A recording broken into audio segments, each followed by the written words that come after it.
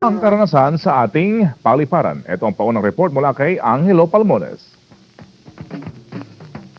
Noong Oktubre 2, araw ng Lunes, dumating sa bansa si Jennifer Sanlitan mula sa ilang buwang pagtatrabaho nito mula sa Miami, Florida. Dala-dala nito ang mga pasalubong at ang mga padala sa kanya ng mga kasamahan. Martes ng madaling araw nang matanggap niya ang abiso ng eroplanong sinakyan nito na dumating na ang kanyang mga bagahe at maaari na niyang kunin mula sa airport. Agad namang pinuntahan ni Miss Sanlitan. Nang kinukuha na nito ang mga bagahe, napansin niya na may tatak na unclaimed baggage ang mga ito. Lalo pang nagtaka si Miss Sanlitan nang tanungin siya ng nagre-release kung meron daw siyang susi ng mga maleta niya. Palabas na siya ng paliparan, naisipan niyang buksan ang kanyang mga daladalahan. Nadiskubre niya na wala na ang mga pasalubong nito at bukas na rin ang mga sulat na padala sa kanya ng mga kasamahan niya. Agad na nagreklamo si Miss Sanlitan sa Baggage Claim Department ng paliparan. Kinuha naman ng mga tauhan nito ang kanyang reklamo. Ang problema, hanggang ngayon, wala pang nangyayari sa kanyang reklamo. Para sa Hoy Gising, Angelo Palmones, nag-uulat. Tama ba yan?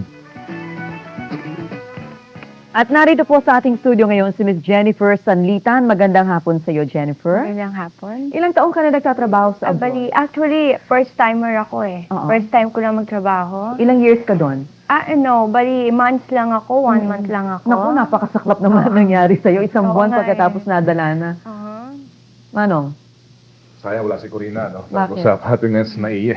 gigigil na naman yun. Anyway, Favorite na yun eh. ano ba yung mga nawala sa'yo? Bali yung mga, yung pera kasi may nagpadala kasi sa akin. Bali nawala yung pera.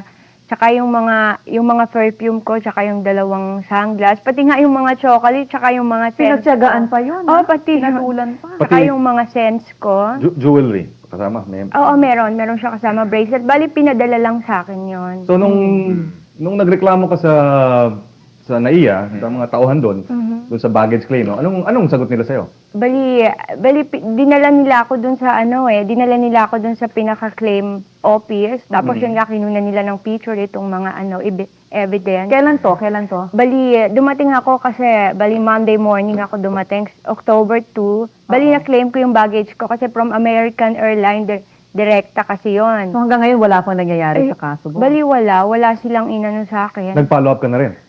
Hindi na. Parang wala na kasi. Nung wala na kasing nangyari. Bali, nung nag-ano kami ng sister ko, wala nang nangyari. Basta kinunan lang nila. Tapos po bumalik ako sa costume. Wala na silang inano. Walang sinabi, walang... Sa iyong palagay, anong gut feeling mo? Saan nawala ito? Doon sa pinanggalingan ng airport o doon na lamang sa NAIA? Sa costume talaga yun nawala. Sa costume? Oo, doon talaga nawala yun. Talaga yun. Pati ba Kasi sa- costume intervention tsaka- na yan, ano? Kasi yung 'di ba from American Customary. Airlines may tag yung yung bag. So wala yung tag doon. Inalis nila tsaka nilagay nila unclaimed. So nagtataka ako bakit unclaimed yung Hindi, bag. tinawagan ka at sinabi na nandun yung bag Oo, mo. sinabi na doon ako sa Ba? nandun yung bag ko. Talagang isang malaking misteryo. At upang tugunan po ang reklamo ni Miss Sanlitan, nasa kabilang linya po natin ngayon, si NAIA General Manager Francisco Ataydes. Sir, magandang hapon po sa inyo. Magandang hapon naman. Sino ito, si Jen? Si Jel po ito, sir. Kasama po si Ted at saka si Attorney Pangilinan. Magandang Narinig hapon po naman. ninyo, sir, yung reklamo ni Miss Sanlitan, hindi po ba? Yes, oo. Mukha pong desperate na itong ali dito po sa atin at wala pa rin daw pong ginagawa ang NAIA. Ano po bang maaari ninyong gawin kaugnay po sa kasong ito? Well, siguro unang-una kailangan liwanagin muna natin ang nangyari, no? Because bago nyo ako tawagan ngayon, Opo. na-i-refer ko na ito sa Philippine Airlines. Philippine Airlines responsibility ito, hindi ito customs. Mhm. Ganito ang nangyari.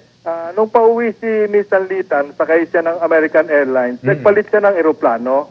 At ang sinakyan niyang eroplano pabalik is sa Philippine Airlines. Okay. At doon sa pagpapalit na yon, hindi yata na isama ng American Airlines yung kanyang baggage doon sa Philippine Airlines. Kaya nung dumating siya nung 2 October, wala yung kanyang baggage, hindi niya na-claim. Dali lamang, ha? Dali po, ginoong tayo dito. Totoo ba yun? Nang dumating ka, hindi mo daw kasama yung bagahe mo? Bali hindi kasi connected flight kasi Okay, ko. sige. Alright. Go ahead, sir. Go ahead. So, yun. Nung bumalik siya, wala yung baggage niya. So, the next day na lang niya na-claim, bumalik siya. Okay. At ang pinuntahan niya, yung interline baggage room na doon na nakadeposito yung mga baggage na dumating, dala nung American. aeroplano, Aha. PAL na aeroplano, na galing doon sa American Airlines na hindi na isakay doon sa kanyang aeroplano. Sa madaling sabi ho, Ginoong Atayde, dumating ho yung bagahe doon sa NAIA, bukas na. Well, Nawawala na ho yung mga laman. hindi, ang nangyari, ikinlame niya yun sa interline baggage room, tapos lumakad siya, tuloy-tuloy na sila. Ngayon, pagdaan nila sa customs, hindi, siya naman binigyan ng courtesy ng customs, hindi na siya in-inspect. Pwede niyong tanungin sa kanya, hindi na siya in-inspect ng customs. Okay. Bakit ho hindi in-inspect? Dapat ho lahat ng dumadaan ini-inspect. Siguro, sa tingin ng custom, wala naman sigurong laman yon. Oh. Ay, nawala na nga po yung laman, Hindi, sir. hindi. Saan nga po? yung Alam siguro sa nila, siguro alam nila wala ng laman, wag na wala ng laman yan, huwag mo nang buksan yan. hindi naman siguro, dahil hindi naman alam na customs. Pero galing kasi sir, sa PAL. saan po nawala yun?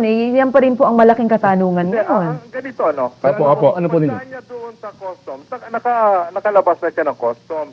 Saka lang niya binuksan yung baggage niya, noon lang niya nalaman na sinasabi niyang nawawalan siya ng Kulang-kulang. pera at saka alahas. Saka siya bumalik ulit sa airline, interline baggage sa room. So, at kung ganito ang sitwasyon, ano hong remedies po niya, sir? Siguro, ang pinakamaganda nito pumunta siya rito sa akin mismo at tutulungan ko siyang makipag-usap sa Philippine May Airlines. pag-asa pa ho bang makuha ulit? Well, hindi ko alam kung ano ang mangyayari, no? Ha? Oo, Pero, sir, ano pong tinatadhana ng ating policy sa NAIA kapag ganito pong nawawala ng isang passenger ng, well, kung hindi man yung buong bagahe, katulad po na nangyayari dun sa iba, yung mga contents po ng bagahe, hindi po ba responsibility yan ng airline o kaya po ng NAIA at saka ng customs? Paano po ang gagawin dito? Normally, responsibility ng airlines to. $200. Pero meron tayong international policy, no? Siguro Yes, sir. parang public service na rin ito. Yes, sir. Na pag maglalagay tayo ng pera at alahas sa Bagahe. check-in baggage, kailangan i-declare natin yan. Ay, Okay. chocolate. Hindi. I-declare natin Kaya yan mo para ng ang tsokolate airline dyan. magkakaroon ng Masama sa buntis ng tsokolate. pagkakataong pag-ingatan ang bag na yun, Okay. o baggage na yun. Alright, alam niyo ho, in fairness to NAIA GM, ito pong mga bagay na ito nangyayari hindi lamang sa airport ng Pilipinas, ano? Sa, Yes, yes. worldwide Yes, nangyayari. totoo yan. Ang problemang ito. Sir, pero ito pong bagay na ito ay matagal na ho na-report sa Hoy Gising. Ano ho? Ano ho ang ginagawa ng inyong pamunuan, sir, to prevent, at least to, minimize itong gantong klase ho ng mga occurrence, at least sa NAIA side? Well, ang ginagawa namin dyan, pinahigpitan namin ang pagbabantay sa mga baggage.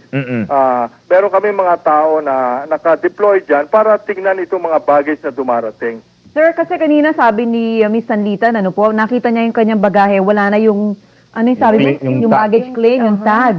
Kapag ba nakita ng isang pasahero na ganun, sir, saan kami magre-reklamo? Siyempre, suspecha mo agad, baka mamaya nabuksan na itong aking bagahe o may kumuha na nito. Saan po kami pwede magreklamo, sir? Sa airline. Tungkol dyan, Mm-mm. meron kami doon sa arrival area, meron kaming desk doon na pwede nilang puntahan. 24 hours po Yes, bukas. yun ang tinatawag naming help desk. If Sir, you malaki have ba any- ang karatula? ang help desk? Ang Help ibig sabihin desk. nun, kung meron silang complaint, tumuloy sila ron dahil yung help desk sa akin yun. Ako mismo ang gagawa ng paraan para matulungan sila. Yes, sir. So, sa kaso ni Miss Jennifer Sanlitan, pupunta na lamang po siya sa inyong tanggapan. Mabuti ganun ho. pa at mapag-usapan namin At ito. sana po mabawi niya yung kanyang mga... Pipilitin natin. Kausapin Pasalubong. natin ang Philippine Airlines. Okay, GM, thank you po. Ano po? Okay. Salamat po. Yes. Opo, salamat po. Alam nyo, kasi doon sa likuran ng di ba, ng Yung- plane ticket mo, Mm. IATA, meron sila dong kasunduan nga, yung international contract. Correct yan. Contract of Nabanggit. carriage. Oh, $200 ang maximum. na Ang babayaran. limitation. Whether mawala sa'yo, your video camera, your jewelries, basta hindi mo $200 dineclare, lang ang babalik $200. Yan ang yan ang batas, no? Yan ang- Pero yan ang- pwede mo namang ilaban yan, magkikipaghablahan ka. Pagka merong mga 10 negligent. taon siguro. Mababawi mo yun. Huwag ka naman pagka may magtatakot lalo sa'yo si... Tuloy mo nga siya. Pagka may negligence, pero tama yun. Baka umabot ng Korte Suprema yan eh. Sayang yung tsokolate. Hindi, alam mo kasi itong problema ng nung nawawalang mga gamit sa bagahe, hindi nga ito monopolya ng airport ng Pilipinas. Totoo yan. Pinakamaganda sa ating mga kababayan, mga sulat, alam mo may laman na doon. Iwasan ng... Huwag Maglagay mo nang ng- ilagay dyan sa mga bagahe na yan. Kung maaari nga, ilagay mo sa katawan mo. No? Alahas. At- Lalagay mo lahat sa katawan mo. Yung mga valuable. Alahas. Lalagay mo sa Huwag ka lang katawan mo. mag-aalahas kasi. Oo, eh. Hindi, may mga travelers kasi na talagang part na yun ng get up nila eh. Yung mga alahas. Mga alahas nila. So, You have to isusuot nila declare lahat it. yun. Kaga kung galing Saudi, ano, dito. Pero, Oo nga, ang dami. Mga boy Saudi. Galing Saudi. Oo nga eh. Ayos ba? Medyo nga eh. Anyway, pupunta ka ron ha, miss. ihintayin ka ni General. Alam mo, kinakailangan ng Manager. sipag eh. Kinakailangan magsipag ka dyan para at least makakuha ka ng claim mo. Ano? At sa ulitin siguro. Ikaw ba alis pa ulit? Ha? Alis ka pa Aalis ulit? ka mo sa trabaho pa ulit. Aalis ulit ako. Alagaan mo na Saan yung ka bagahe. pupunta ngayon? Bali US kasi ang destination ko eh. Bali si woman kasi ko. Ano? Si woman. Si woman. Yeah. Sexy mo. woman. Si woman. Ano mo si, Yung counterpart ng seaman? ano mo si Catwoman? Minsan pa. Ayan. Anyway, nagpapasalamat po kami kay General Manager Ataide. Nakakaalarma na po talaga ang dami ng mga reklamong natatanggap po namin kaugnay po sa mga kababayan nating OCW. Nawawalan po ng malalaking halaga at mga pasalubong. Pinapatulan pa. Sana po ay magawa na po ng paraan ito ni General Manager at ika nga, napakasakit talaga pong isipin, ano? Sarili mong kababayan. Biktima sa ating mga OCW. Kaunting perang padala, ha? Pasalubong sa kanilang mga kamag-anakan. Kukunin pa ng walang konsyensya. Ano ba yan?